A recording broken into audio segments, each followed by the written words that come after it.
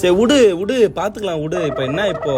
இல்ல மச்சி, என் ஆள் வந்து நான் சொல்றேன் எக்ஸு நம்ம ரெண்டு முன்னாடியே பேட்சப் ஆயிடலாம். உன்னாலேயும் மறக்க முடியாது, என்னாலேயும் மறக்க முடியாது. எனக்கு ஒரு சான்ஸ் கொடு, நம்ம இருக்கலாம். எனக்கு கரெக்டான முடிவு எடுக்க முடியல மச்சான். அதுல டேய் உங்களுக்கு எல்லாம் எக்ஸ்ல வரலாம் எப்படா வராளுங்க மறுபடியும் உங்க லைஃப்ல? எனக்குலாம் அவ வருவான்னு எதிர்பார்த்துனுக்குறேன்டா. என் எக்ஸ் வரமாட்டாளே, அவளுக்காக நம்பர் கூட மாத்தாம பிளாக் பண்ணாம அப்படியே வச்சுன்னு இருக்கிறேன். ஒரு கால் ஒரு மெசேஜ் வர மாட்டேங்குது. உங்களுக்கு மட்டும் எப்படா போன எக்ஸ் திரும்பி வராளுங்க? பாசம் மாமா. அது என்னடா பாசம் அன்புன்னு மாமா? எக்ஸ்னா என்ன தெரியுமா? முன்னாள் காதலி எக்ஸ்னா. எக்ஸ்னா எக்ஸ்பைர்டு மாமா. எக்ஸ்பைர்னா அவ்வளோதான், எக்ஸ்பைர் முடிஞ்சிச்சு. உன் லைஃப்ல எக்ஸ்பைர் ஆயிட்டா. என்ன சொல்றேன்? அவ்வளோதான் மாமா. போன எக்ஸ் திரும்பி உன் லைஃப்ல வரானா நீ அவளுக்கு கொடுக்குற செகண்ட் சான்ஸ் கிடையாது. அவளுக்கு நீ செகண்ட். செகண்டா?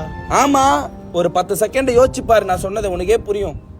அப்போ வந்து என் ஆள் வந்து வேற ஒரு பையனை வந்து உசார் பண்ணியிருப்பா. அவன் செட் ஆக மாட்டான்னு சொல்லிட்டு மறுபடியும் என்கிட்டே வந்திருப்பா. அப்போ அங்கே வேணான்னு சொல்லிட்டு தான் இங்கே வந்திருக்கா.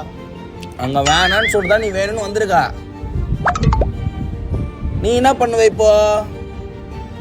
ஏத்துப்பேன், ஆனா இப்போ கொஞ்சம் யோசிக்கணும். யோசிக்கல நீ யோசிக்கல. உனக்கு அப்பாவா இருக்குது இப்போ. விட்டு போன கேப்ல நீ வந்து அப்படியே துச்சிட்டு இருந்திருப்ப. பாத்ரூம் கையை இப்படியே சுத்திட்டு இருந்திருப்ப. இப்ப எக்ஸ் வந்தோடனே எக்ஸ்